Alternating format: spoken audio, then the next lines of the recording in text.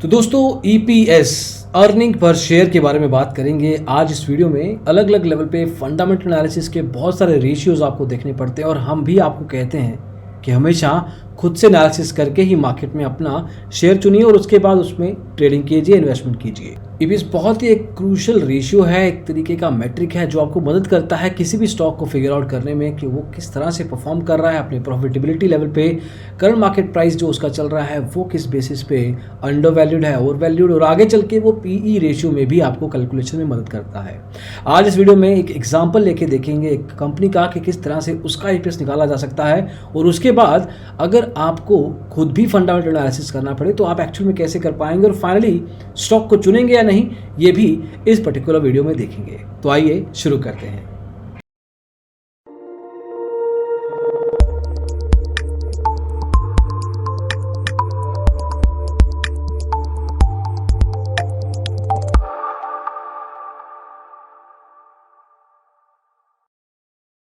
तो दोस्तों बात करते हैं एक एग्जाम्पल की सीधा, और लेट्स टेक एन एग्जाम्पल की कंपनी है, कपड़ा बनाती है, शर्ट्स बनाती है लेट्स से।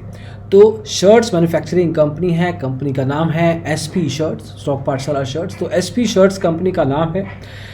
अब अगर उसकी बैलेंस शीट और इनकम स्टेटमेंट अगर आप उसके अपने सामने रख लेंगे तो आपको काफ़ी नंबर्स देखने को मिलेंगे। उसमें से हमें निकालना है ईपीएस, क्योंकि हमें करना क्या है उसका, हमें ये देखना है कि इस स्टॉक को हमने चुनना है इन्वेस्टमेंट के लिए या नहीं। तो अगर आपके पास वो डॉक्यूमेंट है सामने तो आपको क्या क्या देखना है। सबसे पहले आपकी नज़र होनी चाहिए वो है कि कंपनी का रेवेन्यू क्या है। मान लेते हैं कि कंपनी का रेवेन्यू है 4 करोड़ रुपए। अब ये 4 करोड़ रुपए उसने पूरे साल में कमाए। उसके बाद कुछ चीज़ें खरीदी होंगी, कपड़ा शर्ट्स बना रहा है तो कपड़ों में कॉस्ट क्या होगा। So cost of goods sold let's say इस केस में है 60 लाख रुपए। तो 60 लाख का इसने यहाँ पे खर्चा कर दिया। फिर मार्केटिंग सेल्स, अब मार्केटिंग करनी बेहद ज़रूरी है। बताया शर्ट्स को, एडवर्टाइजमेंट्स की, अखबार में बेचा, फेसबुक मार्केटिंग की, बहुत सारी चीज़ें की और उसमें लग गए 10 लाख रुपए। तो 10 लाख रुपए यहाँ खर्चा किया। फिर ये ऑफिस का एडमिन खर्चा, ऑफिस को चलाना है, बिजली का खर्चा है, इन सब चीज़ों में लग गए 5 लाख रुपए। ऑफिस की सैलरी, स्टाफ को मेंटेन वैसे करना है तो उसका खर्चा हुआ 35 लाख रुपए। तो अगर हम इन सब को जोड़ेंगे खर्चों को तो बनेगा करीब 1 करोड़ 10 लाख रुपए। अब इसको आप रेवेन्यू से करेंगे माइनस तो आपके सामने आ जाएगा ऑपरेटिंग प्रॉफिट। तो 4 करोड़ रुपए से में से 1 करोड़ 10 लाख रुपए निकालेंगे तो 2 करोड़ 90 लाख रुपए आपका बिजनेस का, एसपी शर्ट्स का हो गया ये ऑपरेटिंग प्रॉफिट। अब इसमें से आपको इंटरेस्ट निकालना है। शायद कंपनी ने कोई कर्जा लिया है या किसी तरीके का उसको लोन चुकाना है, तो लेट्स से 20 लाख रुपए का इंटरेस्ट हर साल ये कंपनी देती है। इस साल 20 लाख रुपए दिया है। तो इसके बाद प्रॉफिट बिफोर टैक्स आपका हो गया 2 करोड़ 70 लाख रुपए, करेक्ट, क्योंकि आपका प्रॉफिट जो ऑपरेटिंग लेवल पे था वो 2 करोड़ 90 लाख रुपए था। याद रखने हैं नंबर्स, ओके। अब टैक्स देना पड़ेगा, सरकार को टैक्स चाहिए, सरकार को पूरा कंट्री चलाना है तो हमसे टैक्स लेता है। तो 30% टैक्स लगेगा, उस स्लैब में आता है ये। तो 30% 2 करोड़ 70 लाख का हुआ 81 लाख रुपए। अब इसको आप इसमें से निकालेंगे जो आपका प्रॉफिट था बिफोर टैक्स। नेट प्रॉफिट जो आपका निकला वो है 2 करोड़ 70 लाख रुपए में से 81 लाख रुपए निकाले तो 1 करोड़ 89 लाख आपका बना नेट प्रॉफिट। ये नेट प्रॉफिट मेन है जो आपकी जेब में गया, एज अ बिजनेस कंपनी की जेब में गया। आप कंपनी को ग्रोथ में लगाना है, वो कहाँ लगाना है वो अलग मुद्दा है, पर नेट प्रॉफिट हो गया 1 करोड़ 89 लाख रुपीस। अब यहाँ से आपको ईपीएस निकालना है, अर्निंग पर शेयर। याद रखिए सबसे पहला है अर्निंग, तो जो हमने अभी निकाला है नेट प्रॉफिट वो है अर्निंग पर शेयर। तो कंपनी एक ओनर की तो है नहीं, बहुत सारे शेयर धारक हैं यहाँ पे, हर एक ने कुछ ना कुछ शेयर खरीदे हुए हैं। तो सब शेयर्स जो आउटस्टैंडिंग शेयर्स हैं उनको आपको यूज़ करना है। तो अर्निंग पर शेयर में डिविडेंड को भी देखना पड़ता है कि कितना डिविडेंड कंपनी ने निकाला, क्योंकि अर्निंग में से डिविडेंड निकाल के अर्निंग जो निकालेंगे पर शेयर की वहाँ से देखी जाएगी। तो मान लेते हैं 1.89 करोड़ में से 39 लाख रुपया कंपनी ने कहा मैं डिविडेंड दे देता हूँ। तो 1.89 माइनस 39 लाख बन गया आपका सीधा सीधा 1.5 करोड़ रुपए। अब 1.5 करोड़ रुपए आपकी जेब में आ चुका है, डिविडेंड आप शेयर धारकों को दे चुके हैं, करेक्ट। अब जो है नंबर ऑफ कॉमन शेयर्स, मतलब कितने शेयर्स जो पड़े हैं मार्केट में आउटस्टैंडिंग, वो देखना है। मान लेते हैं कि वो शेयर है 5 लाख, तो 1.5 करोड़ डिवाइड बाय 5 लाख जो आपका बना वो है ईपीएस। इसको मैथ करेंगे तो 30 आएगा, 30। तो इस कंपनी का आज की तारीख में ईपीएस जो है वो 30 है। बढ़िया बात है, निकाल लिया आपने। अब इसके बेस पे मैं क्या करूं, इस 30 का क्या करना है, कोई डिसीजन कैसे लूं? तो अगर आप इस 30 पॉइंट तक पहुंच चुके हैं तो आपको ये देखना है कि अब मैं एनालिसिस कैरी फॉरवर्ड करके बाइंग या सेलिंग का डिसीजन कैसे लूं।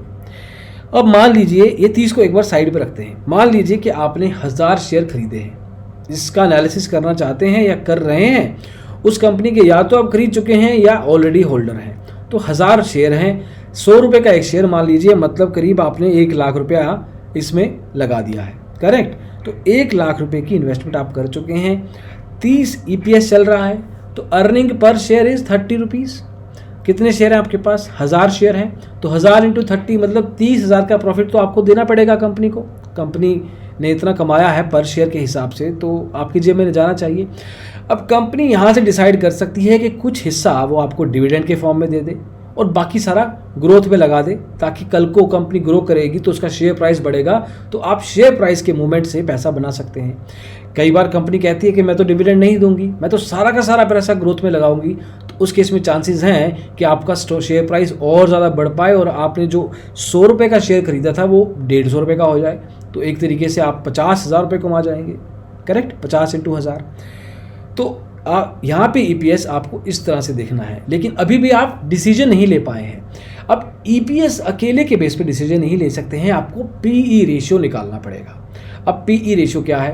पीई की रेशियो का मतलब है price to earning ratio, price to EPS. P का मतलब प्राइस है, ई का मतलब ईपीएस है। अब प्राइस कौन सा है? प्राइस है करंट मार्केट प्राइस, जो आज की तारीख में मार्केट में शेयर का प्राइस चल रहा है। अब इस कंपनी का शेयर 100 रुपये का चल रहा है जो हमने देखा। ईपीएस हमने निकाला 30 का, 30 का निकाला है, तो P by E equals to 100/30, तो 3.33 इस कंपनी का पीई रेशियो है। अभी भी मैं डिसीजन नहीं ले पाया हूँ, लेकिन इसी सेक्टर में मान लेते हैं कि कोई और कंपनी है, एसपी शर्ट्स के अलावा एडीबी शर्ट्स करके एक कंपनी है। एडीबी शर्ट्स का शेयर प्राइस है 150 रुपये और उसका ईपीएस है 15 रुपये। तो अब यहाँ पे अगर आप पीई रेशियो निकालेंगे तो वो बनेगा 150/15 मतलब 10। तो एसपी शर्ट्स का जो पीई रेशियो था वो 3.33, वो चीपर था, सस्ता था, और ये थोड़ा सा एक्सपेंसिव है क्योंकि इसका पीई रेशियो 10 है। तो अगर आपको इन दोनों में से कोई स्टॉक चुनना है जनरली सिर्फ इसके बेस पे, पीई रेशियो के बेस पे, तो आपको एसपी शर्ट्स का स्टॉक चुनना चाहिए। हालांकि आपको सिर्फ पीई रेशियो, सिर्फ ईपीएस के बेसिस पे कोई स्टॉक नहीं चुनना है। आपको और भी रेशियोज, फंडामेंटल एनालिसिस में 5-7 रेशियोज और भी होते हैं। आपको डेप्ट भी देखना है, कंपनी का लोन कितना है, आपको आरओसीई भी देखना है, आरओई भी देखना है, प्राइस टू बुक रेशियो भी देखना चाहिए। ये सब चीज़ें देखने के बाद अगर मेजर फैक्टर्स में एसपी शर्ट्स आगे रहता है तो आप इस कंपनी को फंडामेंटली स्ट्रॉन्ग मान सकते हैं और उसमें पैसा लगा सकते हैं। आप ये भी कर सकते हैं कि अलग अलग कंपनीज को देखें उस सेक्टर में, लेकिन आप हिस्टोरिकल लेवल पे एसपी शर्ट्स का पिछले साल, उससे पिछले साल पीई रेशियो क्या था, वो सब भी देख सकते हैं। तो एक तरीके से आपको आइडिया हो जाएगा कि कंपनी अगर ईयर बाय ईयर चेक करें तो किस तरह से अपना पीई रेशियो बढ़ा रही है और उसके बेसिस पे आप डिसीजन ले सकते हैं। तो जो बाइंग और सेलिंग का डिसीजन है वो इस तरह से लिया जा सकता है जब आप फाइनली कंक्लूसिवली कंपेयर करते हैं इन आइसोलेशन। अगर पीई रेशियो 10 है या 3.33, आप डिसाइड नहीं कर पाएंगे कि इसका मैं नंबर का क्या करूं। दोस्तों, इस तरह से पीई रेशियो को और ईपीएस का आप इस्तेमाल कर सकते हैं। होपफुली ये कॉन्सेप्ट आपको समझ में आया हो। ऐसा है तो इसको लाइक और शेयर कीजिए। डिजिटल ब्लॉगर को सब्सक्राइब कीजिए अगर आपको ये वीडियो अच्छा लगा हो और ऐसे वीडियोस और देखने हैं। और सर्टेन लेवल पे अगर आपको कोई फीडबैक है, कुछ कमेंट है, कुछ और जानना है तो कमेंट सेक्शन का इस्तेमाल कीजिए और सर्टेन लेवल पर हम आपके लिए और भी वीडियोज़ लेके आते रहेंगे। इस वीडियो को देखने के लिए बहुत बहुत शुक्रिया। Thank you so much. Bye.